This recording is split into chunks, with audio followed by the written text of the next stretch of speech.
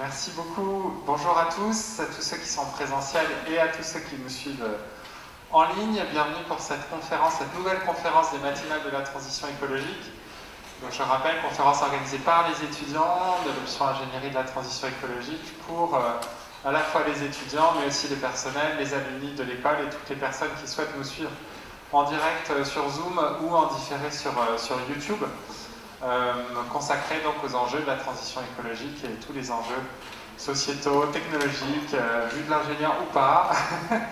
Et donc nous avons l'honneur et le plaisir aujourd'hui d'accueillir Marine Miller qui a écrit donc un livre, La Révolte, sur les parcours des diplômés ou des jeunes ingénieurs diplômés qui choisissent de faire autre chose de leur vie professionnelle que ce qui peut paraître la voie tracée quand on s'engage dans ce type d'études. Un livre qui fait particulièrement résonance au documentaire Rupture, qui a été réalisé par Arthur Gosset, donc étudiant de l'école centrale de Nantes, qui a été publié sur la plateforme Spicy. Donc je pense que Marine va en parler. Donc sujet important de savoir quelles sont les trajectoires personnelles, professionnelles aujourd'hui des jeunes diplômés, quelles sont les possibilités, quels sont les engagements. Et donc voilà, on va avoir beaucoup de plaisir à écouter Marine Miller. Merci beaucoup. Merci à vous.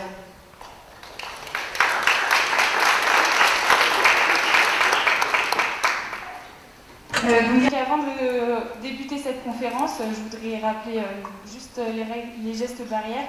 Donc tout le monde gardez bien votre masque. Et donc nous, quand on parle dans le micro, on va pouvoir se permettre de l'enlever. Et aussi, je voudrais faire un hommage à Pierre Rabhi qui nous a quittés hier. Voilà.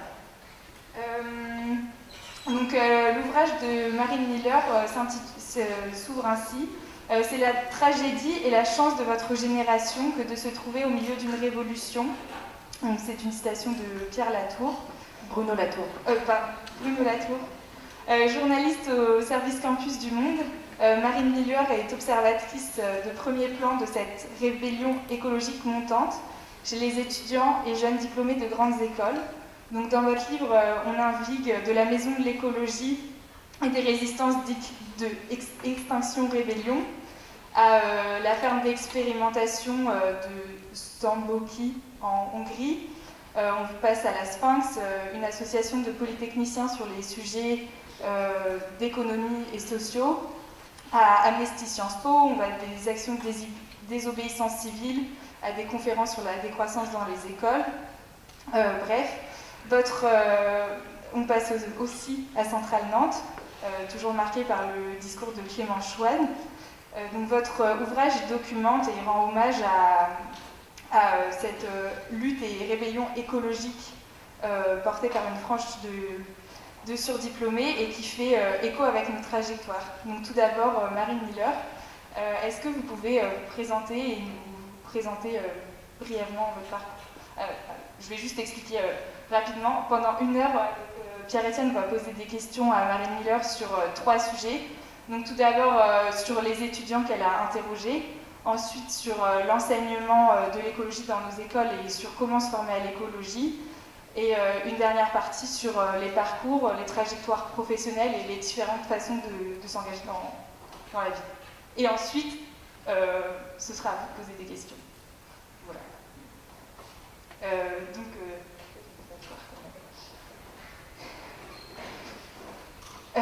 Donc Marine Miller, déjà, est-ce que vous pouvez vous présenter et nous présenter votre parcours Je peux enlever le masque. Oui. Écoutez, merci beaucoup. Bonjour à tous déjà. Merci de m'avoir invité à parler de ce livre. C'est assez symbolique pour moi de revenir aujourd'hui ici à Centrale Nantes parce que c'est un petit peu ici que tout a commencé. C'est ce que je vous disais ce matin avant la conférence. Tout a commencé déjà, peut-être que vous vous en souvenez, en novembre 2018 avec cette cérémonie de remise de diplôme un petit peu hackée, sabotée par Clément Chouane, qui était un peu le maître de cérémonie et qui a fait la surprise à ses camarades, à ses enseignants et aux familles des élèves de faire un discours assez politique, assez remarquable, qui avait été filmé, qui avait été retransmis. Et moi, c'est un petit peu comme ça que j'ai eu l'envie en fait, de creuser et d'enquêter ce sujet des jeunes jeunes diplômés, jeunes étudiants qui étaient en train tout à coup de se poser des questions existentielles. Donc voilà, tout a commencé ici. Je suis revenue 1 an après cette vidéo, en octobre 2019, juste après un reportage à Budapest en Hongrie, où j'avais vu Clément et un certain nombre d'étudiants de Centrale Nantes, et j'avais assisté au cours de Jean-Marc Benguigui, qui est là, qui est présent ce matin, qui m'avait gentiment ouvert son cours, et voilà, donc j'avais assisté à la présentation des rapports de stage de ces élèves, et j'avais trouvé ça vraiment passionnant. On avait eu à l'époque un premier débat qui a un peu structuré toute la suite de mon enquête, qui était peut-on changer les choses de l'intérieur? Donc peut-être qu'on en rediscutera après, j'espère. Et c'était en tout cas déjà l'objet du débat qu'on avait eu ce matin-là, je m'en souviens bien. Et puis à Nantes, j'y suis revenue encore une fois. Alors j'étais pas à Centrale, mais j'étais avec Corentin et Clément. On était attablés, on buvait une bière et on se racontait un peu l'année qui venait de s'écouler, le Covid, la difficulté de s'insérer dans le marché du travail, la difficulté de trouver des jobs dans la transition écologique. Donc voilà, Nantes, Centrale Nantes, c'est une histoire qui a beaucoup structuré ce livre, cette enquête. Donc voilà, c'est comme ça que tout a commencé. Et par ailleurs, moi je suis journaliste au Monde, je travaille au service Campus, qui est un service qui s'intéresse à la jeunesse, aux étudiants. Et pour information, on sort demain un supplément ingénieur. Donc si vous avez l'occasion de passer devant un kiosque, il y aura un 14 pages que j'ai eu la chance de piloter sur les questions qui vous sont chères, vous, ingénieurs. Voilà. Donc tout d'abord, dans votre livre, c'est une enquête sur les jeunes élites face aux défis écologiques. Pourquoi est-ce que vous avez décidé de vous intéresser à ces jeunes, donc à ces étudiants et jeunes diplômés de grandes écoles, donc des grandes écoles de commerce, des écoles d'ingénieurs, Sciences Po, l'ENS? Est-ce que c'est une population qui est, vous pensez, plus engagée sur les questions écologiques ou pas du tout? Pourquoi vous êtes arrivé à vous intéresser à eux particulièrement? Oui, alors donc, comme je vous disais tout à l'heure, moi je suis journaliste au Monde et au service Campus, on suit énormément cette population, comme vous dites, cette fraction de la jeunesse qui fait des études supérieures. Juste pour info, en France, c'est 20% de la population qui a un bac plus 5. Voilà, 20%. Donc c'est intéressant de voir ce que fait cette fraction-là de notre population, quelles sont ses aspirations, par quel chemin elle passe justement pour penser les choses et les problèmes qui viennent. Et effectivement, c'est un choix. Alors en journalisme, on a un mot qui nous sert beaucoup, c'est l'angle. On choisit un angle d'attaque en fait, on va essayer d'aborder une question à travers un prisme particulier, à travers un angle. Donc ça veut dire justement qu'on ne pourra pas tout embrasser. On va se focaliser sur quelque chose, ça permet déjà de creuser les choses, d'aller plus en profondeur et d'évacuer un petit peu cette envie d'exhaustivité qui en fait est un problème parce qu'on ne peut pas tout mettre sur le même niveau, on ne peut pas tout comparer. Et moi, il me semblait que cette population justement de diplômés du supérieur, cette génération qui fait des études, qui passe en plus par le filtre des concours et des classes prépa et des grandes écoles, avait quelque chose de commun en fait. Donc voilà, j'avais envie de faire quelque chose d'assez resserré sur ça. Et puis d'un point de vue, on va dire, plus politique, je trouvais que c'était intéressant de voir un petit peu, alors on en reparlera aussi, mais le mot élite sur la couverture du livre, ce que cette élite justement était en train de penser et par quoi elle était travaillée, traversée. Voilà, donc on pourra en discuter parce que ça a fait l'objet d'un débat avec mon éditeur, mais est-ce que les 20%, est-ce que les gens qui sont dans les grandes écoles sont une élite? Voilà, c'est une question qui est ouverte. Moi personnellement, j'ai pas une réponse arrêtée là-dessus, mais il me semblait néanmoins qu'il y avait quand même un dénominateur commun à tous ces gens qui avaient fait des classes prépa, qui avaient fait des concours et qui rentraient dans ces grandes écoles. Oui, mais vous parlez de dénominateur commun, de culture commune, mais dans votre livre, vous décrivez justement avec précision aussi toute la diversité des cultures spécifiques à chaque école, spécifiques à chaque formation.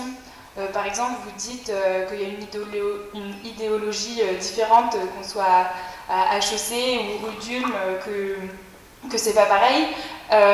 Est-ce que vous pouvez nous expliquer déjà les personnes, les étudiants avec qui vous vous entretenez, ce sont pour beaucoup qui sont engagés dans différentes associations. Comment vous les avez rencontrés? Est-ce que vous avez choisi, est-ce que c'était un choix? Comment vous êtes amenés à les rencontrer? Et est-ce que vous pouvez nous parler des différents courants de pensée que vous avez pu analyser et décrire dans votre livre, puisque même si c'est un dénominateur commun, vous décrivez avec précision finalement plein de courants de pensée qui sont assez contradictoires entre tous les entretiens que vous nous présentez. Oui, alors plus que courant de pensée, je dirais culture, mais on pourra en discuter après. Oui, donc en fait, comme je vous disais, 2018, donc je vois cette vidéo de Clément Chouane, et puis je vois aussi un texte qui s'appelle « Le manifeste pour un réveil écologique », et qui fait irruption dans ma bulle de filtre à moi, ma petite bulle algorithmique, et je vois ce texte, et je le lis, et je me dis, bon, qu'est-ce qui se passe déjà pour que ces étudiants de HEC, de Polytechnique, de Centrale, de Sciences Po, de l'École normale supérieure prennent la parole et fassent un texte déjà qui s'appelle manifeste. Manifeste, c'est un mot qui veut dire quelque chose, un manifeste politique, un manifeste artistique, donc c'est un engagement presque, un engagement politique. Et puis après je regarde le texte qu'il raconte et là je me dis ok, donc il va falloir aller creuser un peu, et c'est comme ça que ça commence en fait. Je me demande qui a écrit ce texte. Quels sont ces gens-là? Et c'est comme ça que je commence mon enquête, donc je vais les rencontrer les uns après les autres. Ça c'est l'objet du premier chapitre, mais je les avais déjà rencontrés pour Le Monde à l'époque. Et je me rends compte effectivement, comme vous l'avez dit, que ce sont des étudiants des associations vertes des grandes écoles, qui depuis quelques temps, depuis quelques mois, pour certains quelques années, se sont formés tout seuls, se sont auto-formés presque à la question du réchauffement climatique et de la biodiversité. Donc c'est des gens qui, en dehors de leur cadre de formation, sont en train de se former, sont intéressés par ce sujet-là et arrivent à une sorte de point de rupture 2018. On pourra reparler de l'année parce que c'est aussi le point de départ du livre. 2018, c'est un point de rupture pour eux et ils se disent il faut qu'on prenne la parole, il faut qu'on s'engage, et ils se contactent les uns les autres. Donc ça commence par Corentin, qui est un étudiant de Polytechnique, qui prend contact avec Marie, qui est une étudiante de l'AgroParisTech, qui rentre en contact avec Vinciane, qui est une étudiante d'HEC, et ça commence comme ça. C'est très géolocalisé, c'est sur le plateau de Saclay, donc en Ile-de-France, c'est là où il y a quasiment 20% de la recherche française aujourd'hui, des grandes écoles, et c'est comme ça, ils se rencontrent, ils font des entretiens, ils se voient pendant l'été, et puis ils concoctent ce texte. Et là, il y a des débats. Il y a des débats parce que est-ce qu'il faut être le plus consensuel possible pour ensuite espérer d'avoir un maximum de signatures, ou au contraire, est-ce qu'il faut être le plus radical tout de suite pour mettre les choses sur la table et essayer d'avoir de l'impact. Donc c'est comme ça que ça commence. Avant de parler du débat, j'aimerais qu'on parle du déclic, parce que justement, ce qui est assez surprenant, enfin pas vraiment surprenant, mais où vous racontez un peu votre étonnement, c'est que justement Corentin, il a un parcours un petit peu caricatural presque. Corentin, il est ultra prestigieux, donc il a fait Genève, il a fait Polytechnique, il est petit-fils de polytechnicien, arrière-petit-fils de polytechnicien. Et la première chose que vous dites quand vous parlez de lui, c'est que lui vous dit, en vérité, des gens comme nous, on n'a aucune raison de se révolter. Et dans les récits que vous livrent tous ces jeunes, vous leur posez à tous une question, c'est quand et comment avez-vous pris conscience du dérèglement climatique? Et donc c'est cette question du déclic en fait. Et qu'est-ce qu'ils vous ont répondu, comment justement ce Corentin-là et tous les autres en sont venus à s'engager comme vous, à rentrer dans ces parcours que vous nous racontez? Oui, tout à fait, c'est intéressant. Moi, j'ai lié les deux questions, en fait, parce que pour moi, ce que dit Corentin, c'est très intéressant. Des gens comme nous, on n'a aucune raison de se révolter. Ça veut dire qu'il a identifié à quelle classe sociale il appartenait. Je pense que vous le savez tous aussi, vous êtes une classe sociale à part. Ceux qui sont dans les classes préparatoires aujourd'hui, on a 85 000 à peu près chaque année, sont en majorité, je ne dis pas tous, mais en majorité des enfants de CSP+. Donc déjà, ça situe un peu socialement, en fait, le public dans les grandes écoles, et donc évidemment les gens que j'ai interviewés pour le livre. Donc pour moi, c'était important de lier cette question du déclic à la classe sociale. C'est fondamental. Alors moi, je ne suis que journaliste, je ne suis pas sociologue, donc j'ai pas appuyé mon travail par de la recherche en sociologie. Néanmoins, j'ai quand même interviewé pas mal de sociologues pour m'aider justement un peu à comprendre. Et c'est la chance qu'on a en tant que journaliste, c'est de pouvoir parler à des chercheurs qui vous expliquent les choses, qui vous tiennent par la main parfois dans des choses assez techniques, assez scientifiques. Et ces deux questions, pour moi, étaient vraiment fondamentale était liée. La question du déclic, c'est difficile d'en tirer une généralité et d'en faire un vrai fil rouge d'analyse en fait. Parce que cette génération, en tout cas celle qui est dans mon livre, je pense que ça a un petit peu changé aujourd'hui, parce que c'est quelque chose qui est en mouvement. Hein. Moi, mon livre, c'est une photographie en fait de ces 3 dernières années, mais je pense que déjà aujourd'hui, à la rentrée 2021, il y a des choses qui ont changé. Et là, par exemple, en ce moment, je fais une digression courte, mais je travaille sur l'éco-anxiété des gens très jeunes qui ont entre 15 et 18 ans. Et c'est aussi des choses qui sont en train d'évoluer. Donc la question du déclic, en fait, pour cette génération d'étudiants, elle est souvent solitaire. C'est des gens, en fait, qui, pour une raison ou pour une autre, ont eu un intérêt pour le sujet et se sont mis à développer cet intérêt en allant chercher des informations. Et ce qui revenait souvent, c'était une fois que j'avais commencé à questionner un bout du système, je n'arrivais plus à m'arrêter. Donc c'est des gens qui après ont une sorte quasiment de boulimie d'informations, d'aller regarder des conférences sur YouTube, de lire des livres, de chercher un maximum de choses, parce que dans leur formation, dans leurs écoles, ils n'ont pas ces cours-là, ils n'ont pas de cours global en fait, en tronc commun sur ces enjeux-là. Et ça, je pense que ça a un peu changé aujourd'hui, mais effectivement, il y a ce côté, une fois qu'on a eu ce déclic, après, il faut creuser, il faut se renseigner, et il faut essayer de confronter un peu tout ce qu'on vient d'apprendre, et des fois, ça peut être un peu angoissant aussi, parce qu'il y a une partie dans mon livre qui parle beaucoup des émotions, des sensations et des sentiments, et je pense que cette découverte-là s'accompagne souvent d'une sorte de petite anxiété, petite angoisse quand même, quand on découvre l'ampleur du problème et le côté systématique en fait de cette question du dérèglement climatique. Merci. Vis-à-vis justement de ces ingénieurs et de ces étudiants que vous aviez interviewés, est-ce que vous avez ressenti qu'ils étaient plus dans une démarche qui était l'intérêt qu'ils portaient à la question écologique et à la société dans laquelle aujourd'hui on vit, ou alors, étant donné qu'ils font partie de ces, vous le répétez souvent, de ces 20%, ils étaient plus dans une démarche de culpabilité vis-à-vis du fait qu'on les a, même si en fait ils ont grandi dans ce système, ils se sentent coupables en fait de ne pas avoir, en fait ils sont coupables d'être favorisés justement par ce système. C'est intéressant cette question de la culpabilité. Je ne sais pas si vous la ressentez, mais en tout cas, elle revient très souvent.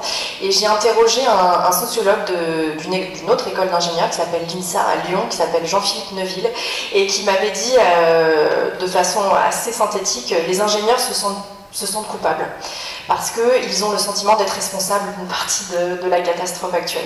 On peut en débattre, hein, mais donc lui, il avait analysé ça comme ça. Et c'est vrai que cette question de la culpabilité, effectivement, elle est liée à plein de choses, hein, on peut l'expliquer, évidemment c'est un sentiment, donc elle peut lier aussi à des questions intimes et personnelles, et puis des questions sociales, des questions sociologiques, comme vous l'avez rappelé. Moi, en fait, ça dépend vraiment. Moi, je ne peux pas dresser, encore une fois, une généralité de tous les entretiens. J'ai essayé vraiment, dans ce livre, en fait, de montrer la diversité des points de vue et des positionnements de chacun. Et du coup, les élèves que j'ai pu interviewer, en fait, ils sont travaillés par cette question, mais souvent ils la dépassent, quand même. Souvent ils la dépassent. Et j'ai remarqué quelque chose aussi grâce à ce livre, c'est qu'ils vont la dépasser comment? Ils vont la dépasser en agissant, en étant un peu dans l'action. Parce qu'en fait, s'informer, être dans une démarche d'absorption des connaissances, ça ne suffit plus. En fait, la deuxième étape, souvent, c'est l'action. Et l'action, par quoi elle passe en fait quand on est un jeune étudiant d'une grande école? Elle passe par le choix de son travail, qu'est-ce qu'on va faire comme travail, et puis quand on travaille déjà, comment on aborde ce sujet à l'intérieur de son entreprise, et puis dans son cercle aussi proche, familial, amical, etc.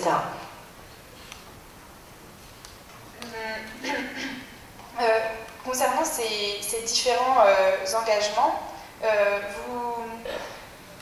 vous citez, ceux-là, elles sont peut-être il ne concerne peut-être pas forcément tout le monde. Par exemple, vous citez Eve Chiapello, qui est une chercheuse en management et qui a enseigné 20 ans à HEC. Et elle nous parle justement de ces demandes des étudiants d'une certaine partie d'entre eux à aller vers des travaux qui sont plus éthiques, etc. Mais elle écrit tout de même qu'une autre partie reste avant tout désireuse de s'insérer confortablement dans le monde des affaires. Est-ce que, vous, dans vos entretiens, vous observez que ça reste une frange ou que ça touche aussi d'autres étudiants de manière moindre Si seulement j'avais la réponse. C'est pour ça que j'invite les chercheurs à se pencher sur la question. Et c'est un petit peu comment dire, c'est ce que Arthur Gosset a dû vous dire aussi, c'est difficile de quantifier. C'est difficile de dire la majorité, la minorité, 30%, 50% en fait. C'est compliqué, je pense, aujourd'hui. Je pense que cette chercheuse dont vous parlez, Eve Chiapello, c'est une sociologue qui est spécialiste des organisations et qui a écrit un livre très important qui s'appelle « Le nouvel esprit du capitalisme » en 2000 et qui l'a réactualisé il y a quelques années et qui a intégré la dimension écologique à son œuvre. Elle a enseigné 20 ans à HEC, effectivement, et elle a monté plein d'options, des options justement éthiques du management, etc. Et elle avait toujours des étudiants qui venaient dans ces options. Alors pour le coup, ils étaient toujours minoritaires, ils étaient par rapport au reste de la population d'HEC. Et ils ont toujours été là, ces étudiants, en fait. C'est pas nouveau, ça date pas depuis 2015 ou 2018, ils ont toujours été là. Il y a toujours des gens qui se sont posé des questions sur le système pour lequel ils avaient été formés. C'est quelque chose d'ancien et d'historique. Et la deuxième question qui est comment quantifier, moi honnêtement, j'ai pas la réponse. J'ai pas la réponse. Les gens dont je parle, déjà, comme je disais en introduction, c'est un public très restreint. Les étudiants dans les grandes écoles, la classe préparatoire, 85 000 jeunes chaque année. En France, je crois que le dernier tableau de l'INSEE, c'était 18-30 ans, c'était 9 millions de personnes. Donc on ne peut pas comparer ces deux choses, mais voilà, ça donne quand même un indicateur quand même, sur la fraction dont on parle. Après, ce qui est important, et moi le travail qui m'intéresse aujourd'hui, c'est parler du changement de culture. C'est de parler des symboles, c'est de parler de l'imaginaire, en fait. Et je trouve qu'aujourd'hui, que les étudiants des grandes écoles parlent de décroissance, de déconsommation, de détravail, c'est aussi un mot que j'ai entendu récemment. Ça dit quelque chose du changement de culture et du changement d'imaginaire qui est en cours, qui est à l'œuvre. Je ne peux pas dire s'il est minoritaire, je pense qu'il l'est. Intimement, personnellement, je pense qu'il est. Mais en tout cas, il y a des sujets aujourd'hui qui existent. La décroissance, par exemple, moi, il y a 2 ans, quand je viens à Budapest pour aller rencontrer les étudiants et que je fais un papier et que le titre du papier, il y a le mot décroissance, c'est un changement de culture. C'est-à-dire que même moi, au sein de mon organisation, c'était pas si évident que ça de parler de décroissance. Voilà, aujourd'hui, on voit bien, il y a des candidats qui se présentent à l'élection présidentielle, alors pas Yannick Jadot-Luhan, mais Delphine Batho, qui a beaucoup parlé de décroissance et qui rejoint Yannick Jadot. Voilà, c'est un changement de culture, c'est de l'ordre du symbole. Et c'est aussi comme ça qu'on change les choses, finalement. Mais justement, par rapport à ce changement de culture, tous les étudiants que vous interrogez, ils ont des grandes divergences d'opinion et de culture. Par exemple, à un moment donné, vous parlez au tout début du livre je crois que c'est d'écologie conservatrice, justement, où vous expliquez des enseignements dans les écoles qui sont dans l'idée d'intégrer la dimension écologique aux enseignements, mais toujours dans l'idée de rester dans le capitalisme. Et au contraire, vous écrivez des étudiants vous disent des discours qui sont beaucoup plus engagés, beaucoup plus qui remettent beaucoup plus en question le système, et comme par exemple celui de Clément Chouane qu'on connaît, et qui critique le lien entre les écoles et les industries, et cette place du coup que leur proposent leurs écoles. Est-ce que vous pouvez nous raconter un petit peu plus en détail quelques récits et les divergences et les oppositions qu'il y a eu entre tous ces récits? C'est intéressant que vous parliez de Clément, parce que, et il y a Corentin aussi qui est dans la salle, il pourra peut-être prendre la parole tout à l'heure sur cette, et cette politisation des ingénieurs. La première fois que j'en parle avec Clément, c'est à Budapest, c'est en Hongrie, on se retrouve dans un centre qui s'appelle Cargonomia, qui est un centre d'expérimentation de la décroissance, et on a un débat tous ensemble dans ce centre sur la politisation de l'ingénieur. Et en fait, Clément m'explique que c'est compliqué parce qu'en fait, on fait tout dans les écoles d'ingénieurs pour évacuer cette question. Ce qui crée en fait des structures qui sont complètement apolitiques ou dépolitisées, et que c'est un problème parce que tout est politique. Tout est politique. Et la technique, la science, le progrès sont des objets de sciences politiques. Et du coup, voilà, donc c'est la première fois qu'on en discute, c'était avec Corentin et Clément, et eux, ils avaient déjà beaucoup avancé dans la réflexion. Moi, j'ai essayé de suivre, de prendre le train en marche, comme on dit, j'ai essayé de suivre un peu, mais en fait, eux, ils avaient déjà réfléchi à ça, ils venaient de passer 3 ans à l'école, donc ils avaient eu cette expérience-là d'une école où ces objets-là, ces objets d'études sont dépolitisés. Et le discours de Clément à l'époque, quand je l'avais rencontré, c'était qu'il fallait repolitiser les sciences de l'ingénieur. Il fallait remettre tout ça dans un cadre et dans un contexte d'analyse politique. Et je trouve ça très intéressant, et c'est un débat qu'on a eu un jour aussi, une discussion qu'on a eue avec le directeur de votre école, quand j'étais venue le voir à Centrale Nantes, on avait déjeuné ensemble, et on parlait de la place justement des sciences humaines et sociales au cœur des écoles d'ingénieurs. Et je pense que c'est un débat aujourd'hui qu'il faut avoir dans ces écoles-là. On ne peut pas penser la science et le progrès et la technologie sans ces apports-là, en fait. En tout cas, moi, c'est mon point de vue, et c'est ce que je défends un peu dans le livre. Et je pense qu'il y a quand même eu du travail depuis, dans les écoles, on pourra peut-être en discuter avec le directeur, il y a eu du travail quand même de ce côté-là, pour essayer de repolitiser ces questions-là. Vous parlez beaucoup du coup des écoles d'ingénieurs dans l'idée un peu qu'on nous apprend la technique mais sans forcément apprendre à remettre en question le problème. Est-ce que vous n'avez pas étudié que des étudiants ingénieurs qui du coup vous expliquent pour beaucoup qu'ils se sont formés en dehors de leur école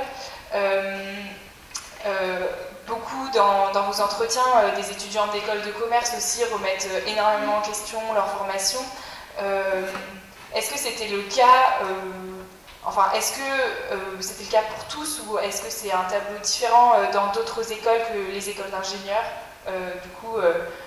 trop techniciennes, qui serait peut-être une exception ou pas? Non, école de commerce, école d'ingénieur, même combat. la toile de fond est identique. La toile de fond est identique. Donc après, c'est 2 cultures différentes quand même. Mais la toile de fond, c'est la même.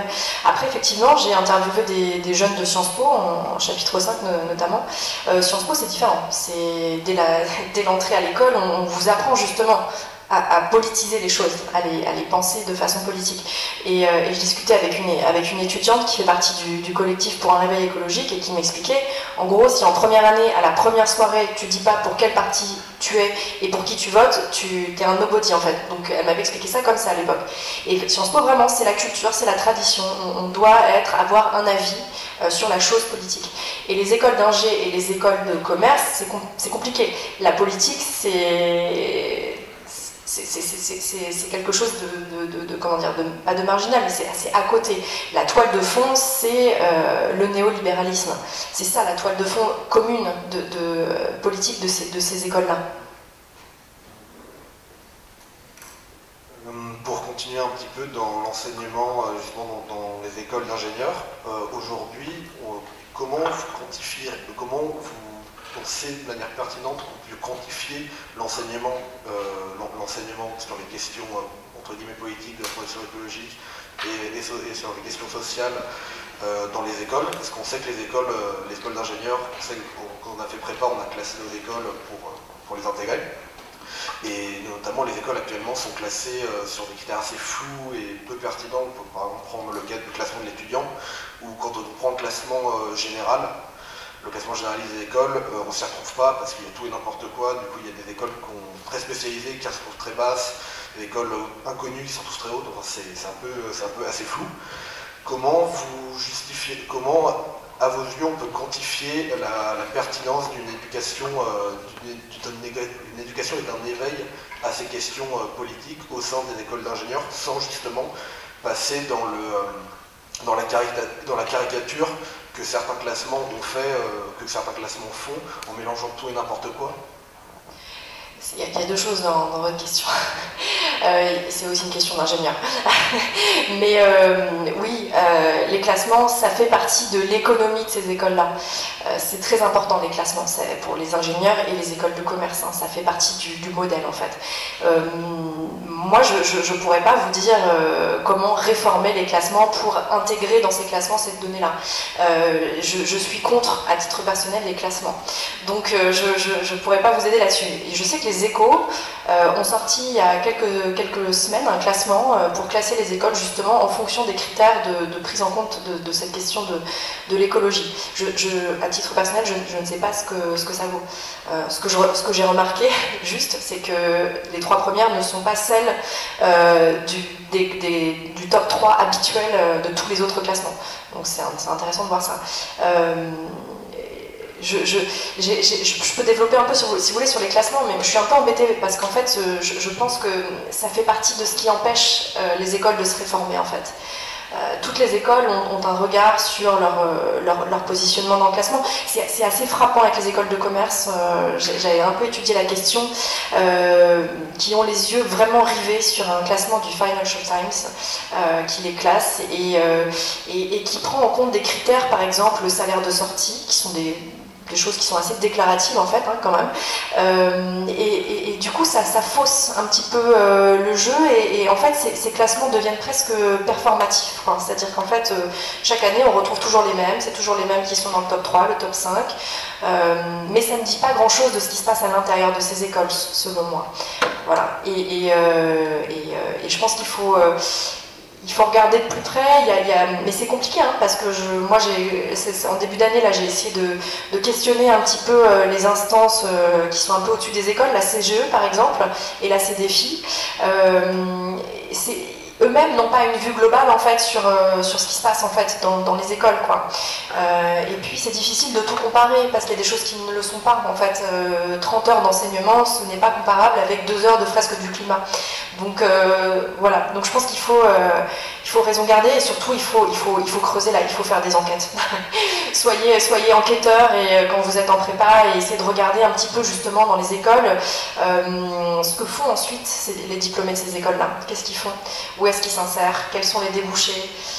C'est intéressant de regarder les débouchés, ça c'est des données publiques, hein, ça vous pouvez le regarder, toutes les écoles communiquent là-dessus, ça dit quelque chose aussi. Oui, parce que pour continuer un petit peu, c'est vrai que c'est assez compliqué quand on sait que certaines écoles justement jouent, enfin, les données des classements, en fait, elles sont expliquées par moment, il y a un nombre de points qui sont attribués sur certains critères, donc on sait que certaines écoles en fait essayent de maximiser ces critères pour gagner justement des points, quitte à délaisser l'enseignement. Et justement, est-ce que vous trouvez que avec ces nouveaux classements, c'est très récent, le classement de l'écologie, il y en a eu pour les écoles de commerce, il y en a eu un pour les écoles d'ingénieurs. Est-ce que les écoles sont réellement dans une démarche d'améliorer en fait la qualité de l'enseignement pour l'éveil, ou en fait sont plus il y a un nouveau classement, on peut justement en fait renverser cette tendance et justement promouvoir notre école différemment, et donc en fait cherche de la même manière que sur le dernier classement, sur les classements de l'étudiant, où justement pour maximiser le salaire, ils cherchent juste à augmenter le nombre de points qu'ils ont dans certains domaines. Est-ce que sur ces critères écologiques, vous trouvez que les écoles ont plus une démarche qualitative que quantitative? C'est énorme comme question. En fait, désolée, je vais botter en touche, mais je préfère être honnête. Je n'ai pas étudié la question, donc je ne vais pas répondre. Ça mérite une enquête. Ça mérite vraiment une enquête, ça mérite de se plonger pour vous dire des choses qui sont pertinentes, parce que moi je peux vous dire ce que je pense, mais ça ne repose sur rien. Donc, mais dans votre livre, vous mettez quand même en avant certains enseignements de l'écologie qui existent par exemple sur les politiques de RSE, etc. Et en contrepoint de ça, on a des discours d'étudiants qui critiquent, qui disent c'est pas assez, moi je me suis pas formée à l'écologie. Il y en a une qui dit à un moment donné comment ça se fait, je suis bac plus 5 et j'ai eu aucune sensibilisation à l'écologie dans mon école. Enfin, qu'est-ce qu'ils vous disent tous ces étudiants? Eux justement, ils ont des revendications que vous écrivez dans votre livre concernant l'enseignement de l'écologie dans leurs écoles, et ils ont une certaine, pas forcément une colère, mais une certaine... en fait, ils ont quand même fait 5 ans d'études dans les meilleures écoles, au moins un étonnement, mais comment ça se fait qu'on n'est pas formé ou qu'on est mal formé?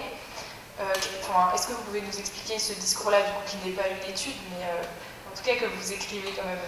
Oui, tout à fait. En fait, c'est intéressant parce que les cursus en développement durable et en RSE, ils existent depuis un certain temps. Ils ne sont pas nés en 2018 ou même en 2015. Ça fait plusieurs années que les grandes écoles se sont positionnées sur ces sujets-là, qui ont même des cursus entièrement dédiés, des options entièrement dédiées, comme l'option de votre enseignant Jean-Marc Bamigli.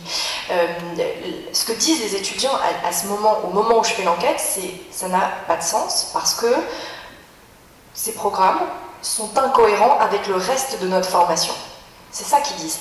C'est la principale critique en fait des étudiants. C'est-à-dire qu'ils vont avoir un cours de Jean-Marc Bamigli et puis l'après-midi ils vont avoir un cours basique d'ingénieur, je vais rien dire parce que sinon je vais me tromper, mais sur le moteur à combustion. Enfin je veux dire, voilà, c'est ça en fait ce qu'ils disent, c'est la critique, porte sur l'incohérence des programmes.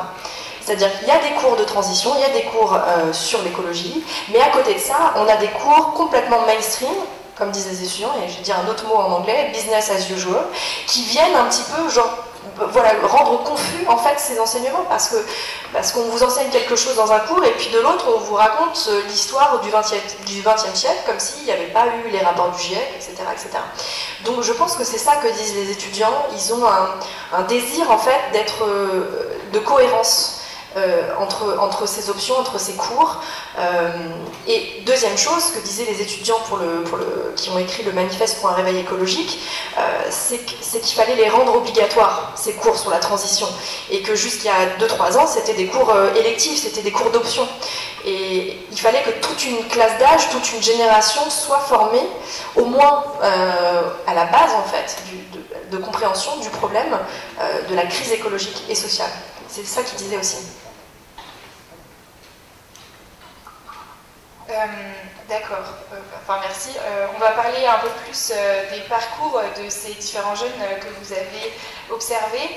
Donc dans votre livre, vous évoquez notamment le livre des bullshit jobs, où beaucoup de discours de certains jeunes qui remettent en question la place du cadre supérieur, qui vont même remettre en question la place de l'ingénieur dans notre société et dans l'idée d'une société plus décroissante. Et en revanche, il y en a d'autres qui justement vont travailler dans ces grands groupes et dans l'idée de les faire changer. Donc c'est un peu une contradiction et un débat qu'on a même nous-mêmes en tant qu'étudiants qui devons nous positionner sur le monde du travail. Est-ce que c'est possible de s'insérer dans la société tout en gardant ses convictions, ou alors au contraire, est-ce qu'il faut nécessairement prendre du recul? À un moment donné, il y a une étudiante qui vous dit le problème c'est que plus tu t'informes, plus tu te radicalises et plus du coup tu t'éloignes de la société. Est-ce que c'est vrai? Est-ce que dans tous ces parcours-là, vous l'avez forcément observé, c'est-à-dire que des étudiants, plus ils sont engagés, plus ils sont informés et plus ils vont prendre du recul, ou alors au contraire non, puisqu'en fait il y en a qui disent que non, il y en a qui disent que oui. Oui, exactement. En fait, dans le livre et puis dans mon travail, c'est ce que j'ai vraiment pu remarquer ces dernières années, c'est que c'est un débat en fait qui n'est absolument pas tranché. C'est-à-dire que c'est un questionnement permanent. En fait, quand on a fait ces grandes écoles, on se demande où aller pour avoir le plus d'impact possible, pour pouvoir essayer de changer les choses. Et ça, c'est une question qui est sans cesse posée et qui travaille les étudiants, qui doivent vous travailler aussi sans cesse. Et dans mon livre, justement, j'ai choisi de donner la parole à deux types de réponses incarnés par des étudiants, ceux qui pensent qu'il est possible de changer les choses de l'intérieur. Et qui vont aller travailler dans les entreprises et qui vont monter des syndicats, qui vont monter des groupes, des collectifs, qui vont essayer de se rassembler pour essayer de peser dans ces entreprises pour les faire changer de l'intérieur. Et puis ceux qui ont renoncé à ça parce qu'ils estiment qu'il est trop tard, qu'ils n'ont pas le temps et qu'il faut tout de suite inventer autre chose. Ça prendrait trop de temps de déconstruire ce qui existe déjà. Et j'ai choisi de montrer les deux. J'ai choisi de montrer les deux parce que je pense que c'est une question qui n'est jamais tranchée et que on peut décider à un moment de sortir du système, puis y revenir, puis à nouveau en sortir. On peut expérimenter, on peut voyager, on peut changer aussi, on peut changer d'avis.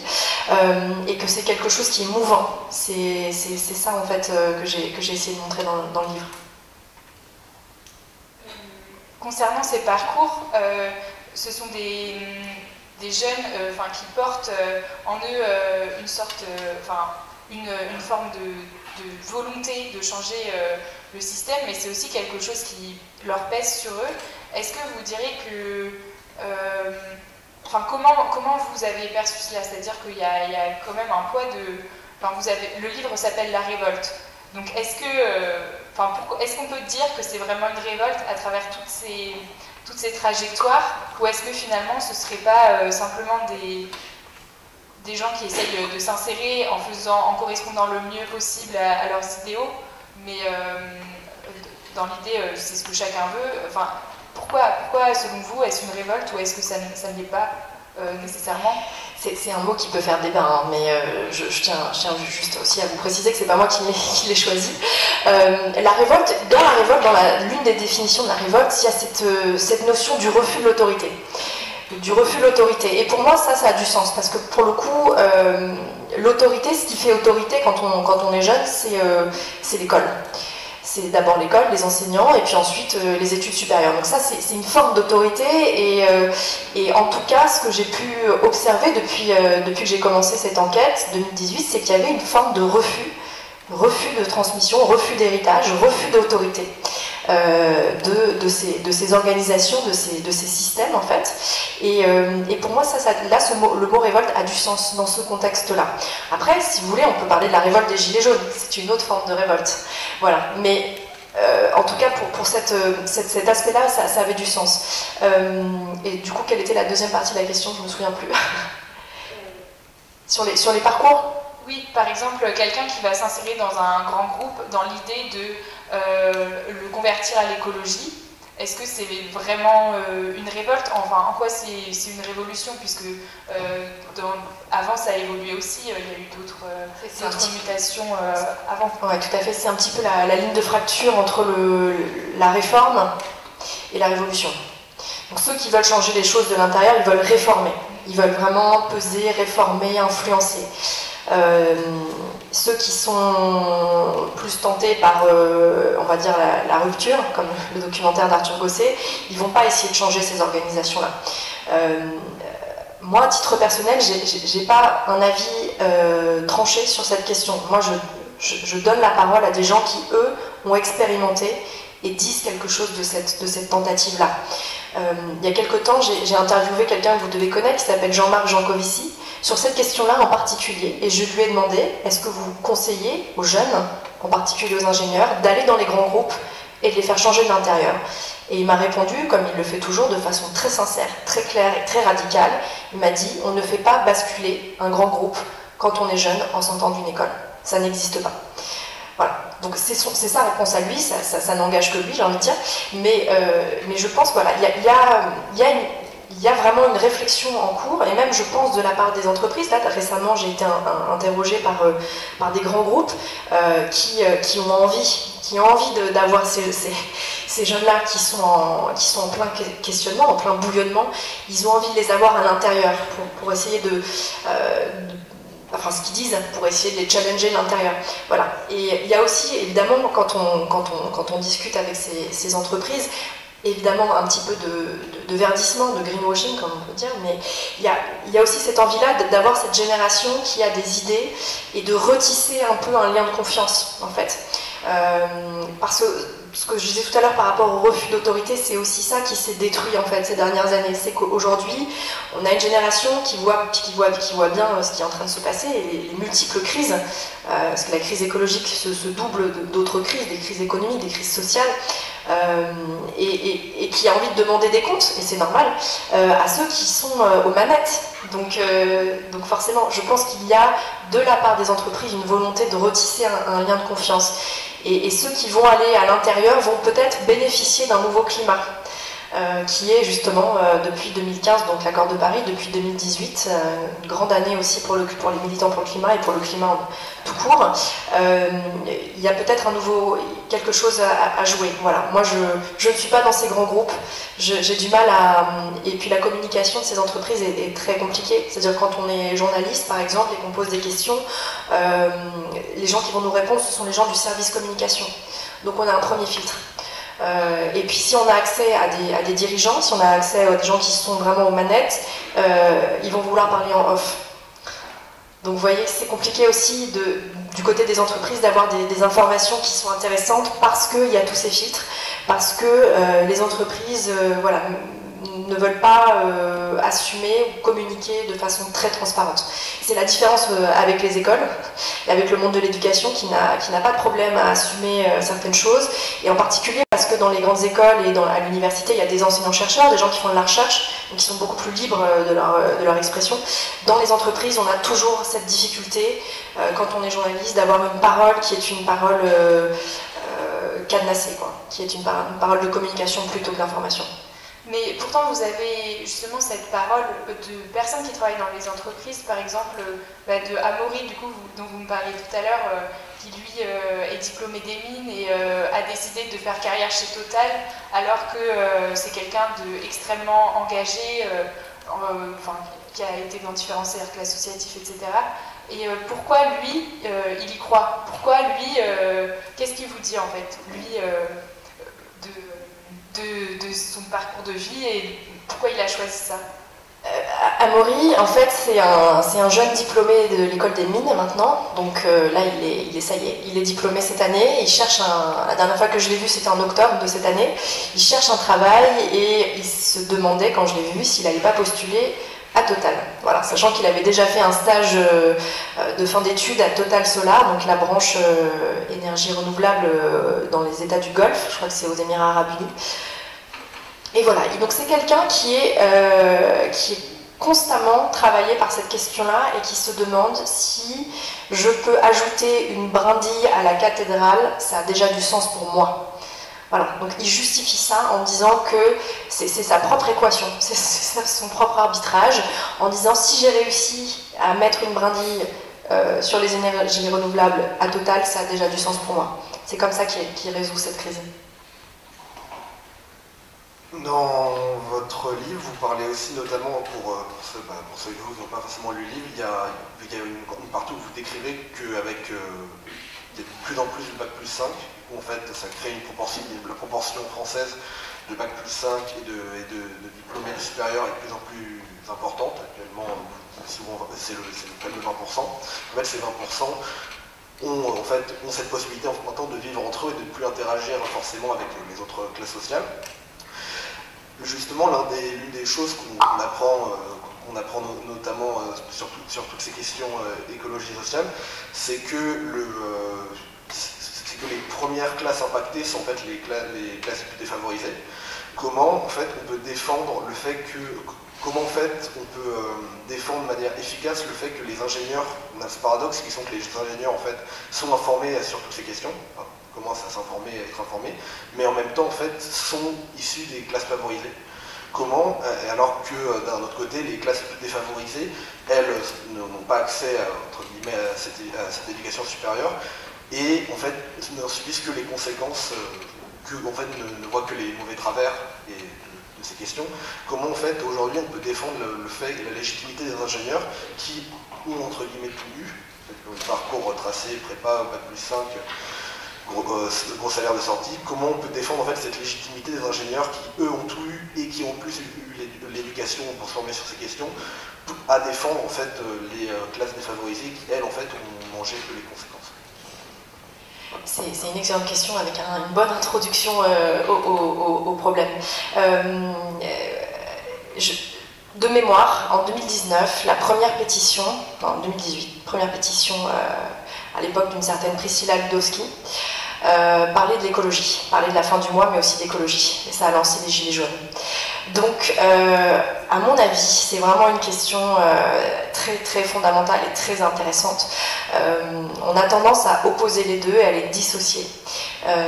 Mais ce qu'on a vu ces dernières années, c'est qu'il y a des tentatives quand même de penser les deux questions ensemble, fin du monde, fin du mois. C'est des questions qui vont ensemble. Après, comment ça se traduit, comment ça se manifeste, c'est une question compliquée. Hein. Enfin, je veux dire, là, si on observe les 2 dernières années, on a bien vu que sur les ronds-points avec les gilets jaunes, il n'y avait pas tellement de Bac+5. La sociologie des gilets jaunes, c'était plutôt des gens qui avaient fait des formations courtes. Et c'est intéressant parce que les, entre guillemets, leaders du mouvement, même s'ils refusaient d'avoir des têtes, des leaders, et ça c'est intéressant aussi d'ailleurs, c'était des gens qui avaient fait des formations médico-sociales, des formations qui engageaient leur corps presque. Hein. C'était des gens qui conduisaient des poids lourds, c'est des gens qui étaient aides-soignants, des gens qui étaient infirmiers, etc. Et donc plutôt, on est plutôt chez les enfants qui ont fait des formations courtes et qui sont plutôt de la classe moyenne, voire la classe moyenne paupérisée maintenant. Les 20% dont on parle et dont je parle un petit peu dans le livre, il y a un chapitre assez théorique, chapitre 2, si vous voulez le lire, qui reprend un peu l'état de l'art en matière de sociologie. Et ça, c'est Emmanuel Todd, dans son dernier livre, La lutte des classes en France au XXIe siècle, qui parle de ça. Lui, il a une formule un peu ironique, il parle des éduqués supérieurs. Et les éduqués supérieurs, lui, ce qu'il décrit, c'est qu'aujourd'hui, ils peuvent se fabriquer une petite société entre eux, avoir des petites références culturelles qui vont parler qu'à ce public-là. Et il donne un exemple que je cite dans le livre qui est assez drôle, qui est des scénaristes qui ont tous évidemment un Bac+5 voire plus, et qui racontent la vie de policiers français dans une série télé. Et en fait, ces policiers français, ils ont quasiment plus la vie de gens qui seraient parmi les 1% les plus riches que des vrais policiers français, qui sont aussi de la classe moyenne atomisée, comme dit Emmanuel Todd. Donc voilà, donc c'est intéressant aussi je pense, d'affiner un peu les choses en fait et d'essayer de penser à trouver des liens en fait, dresser des ponts. Vous les ingénieurs, vous faites des ponts. Dresser des ponts aussi avec ceux qui n'ont pas la chance de faire des études supérieures et d'avoir un diplôme. Comment le faire? Je ne peux pas vous donner de conseils, mais je sais que c'est intéressant de le faire. Sortir un peu de l'entre-soi. Là, vous êtes quand même dans un entre-soi quand même qui est très très fort, quoi. Enfin, je veux dire, on pourrait faire un sondage à main levée sur les catégories sociales qui sont représentées dans cet amphi. Ça donnerait un indicateur intéressant, mais essayez de sortir de cet entre-soi, essayez d'aller voir justement des gens avec qui vous n'avez pas forcément la même culture, avec qui vous ne parlez pas la même langue, pas les mêmes préoccupations. C'est intéressant de sortir de ça. Et c'est des démarches que devraient encourager les écoles. Je crois qu'il y a certaines écoles qui ont ce genre de projet. Alors parfois ça peut être un peu du greenwashing ou du social washing, mais il y a des écoles qui poussent un petit peu justement leurs diplômés à sortir de ce monde-là, qui est un monde clos en fait. Hein. Et voilà, mais qui n'est pas non plus le monde du 1% ou du 0,1%. Donc faut aussi essayer d'être assez précis sur cette répartition sociale en France. Emmanuel Todd, par exemple, qui est historien démographe, travaille beaucoup avec les tableaux de l'INSEE. Moi aussi, je regarde beaucoup les tableaux de l'INSEE. Ça donne des indicateurs vraiment intéressants. Si vous avez envie de vous y intéresser, c'est très intéressant. Le portrait social de la France, c'est des documents qui sont publiés, qui sont accessibles à tout le monde, et vous pouvez regarder. Et voilà, je ne sais pas si j'ai répondu à la question. Moi j'aurais une autre question, justement à partir de ces 20% d'étudiants, dans les discours que vous présentez, il y en a beaucoup qui remettent en question le sens même de travailler dans un grand groupe, dans des services qui pour eux sont inutiles et même scandaleux, donc qui dénoncent l'existence face à l'urgence écologique, par exemple la publicité ou le fait d'être toujours dans la high-tech, toujours plus pour créer des choses qui servent à rien, etc. Et vous parlez de beaucoup de parcours, donc c'est aussi l'objet du film, une rupture de gens qui finalement retournent vers un travail qui est plus manuel, dans l'idée de décroissance et dans l'idée que en fait, il y a une corrélation entre l'idée de décroissance et le travail manuel. Est-ce que vous, à titre personnel, vous pensez qu'il faille plus développer les formations manuelles? Est-ce qu'il y a trop d'ingénieurs en fait? Puisque finalement, si on se met dans si on va vers la décroissance, est-ce qu'on a besoin de tous ces ingénieurs qui sont hyper théoriques mais qui finalement ne savent rien faire de leurs mains? C'est ce que semblent dire certains des témoignages du moins. Comment vous les avez reçus? Peut-être je les explique, vous les expliquerez sûrement mieux que moi. C'est intéressant, on en a parlé juste avant, donc je vais faire un lien. Juste avant, on a pris un café avec les organisateurs de la matinale, et on parlait d'un journaliste qui s'appelle Jean-Laurent Casely, qui a écrit un livre il y a quelques années qui s'appelait La révolte des premiers de la classe, et qui était un livre, un essai, et qui avait suivi justement le parcours de ces jeunes qui avaient tous des bac plus 5 et qui décidaient de faire autre chose, de se reconvertir. Et la plupart se reconvertissaient justement dans les métiers dits manuels. Donc il y avait plein de choses dans les métiers manuels. Il y a l'agriculture, c'est un métier manuel, il y a l'artisanat aussi, il y a tous les métiers de bouche, puis il y a les métiers du bien-être, etc. Bon, bref. Et donc il a écrit ce bouquin-là, et il faisait suite à l'époque à la grosse somme de David Graeber, qui est un anthropologue qui est décédé il y a un an, qui avait écrit un livre qui s'appelle Les Bullshit Jobs. Et il avait volontairement choisi ce titre un peu provocateur, un peu polémique, pour bien montrer en fait que alors lui pour le coup il prend pas de pincettes, son analyse elle est simple en fait, c'est que le capitalisme mondialisé a créé des strates et une complexification dans les organisations qui aujourd'hui mènent justement à avoir ces emplois bullshit, ces emplois qui n'ont pas de sens, qui ne servent à rien. Donc il y avait déjà cette réflexion-là qui était engagée depuis 2015-2016. Aujourd'hui, sur les métiers manuels et sur ce qu'on apprend à faire, moi je me souviens bien ce qui avait précipité mon départ à Budapest en Hongrie, c'était une tribune de Corentin et de Paul-Henri, et dans les premières phrases, ils écrivaient « On va finir notre cursus d'ingénieur, mais on ne sait pas réparer un vélo ». On ne sait rien faire, voilà. Donc j'avais trouvé ça très fort en fait comme formulation, et c'est un peu ça, c'est-à-dire qu'on vous apprend des choses très complexes, on vous apprend à faire de la gestion de projet, à faire du management, mais en tant qu'ingénieur, est-ce que vous savez aujourd'hui réparer un vélo ? Voilà, c'est une question intéressante. C'est simple un vélo, c'est un objet simple, c'est un objet low-tech on dirait aujourd'hui, mais ça fait partie je pense des désirs, des envies en fait d'une jeunesse aujourd'hui de renouer avec ça en fait, avec cette simplicité des choses. On vit dans des environnements aujourd'hui qui sont des environnements technologiques, des environnements urbains, et en fait avec ces environnements-là on est quand même privé de l'aspect très simple en fait des choses et du travail de la main en fait. Et je pense qu'il y a une fraction aujourd'hui de votre génération qui a envie de retrouver cette simplicité là.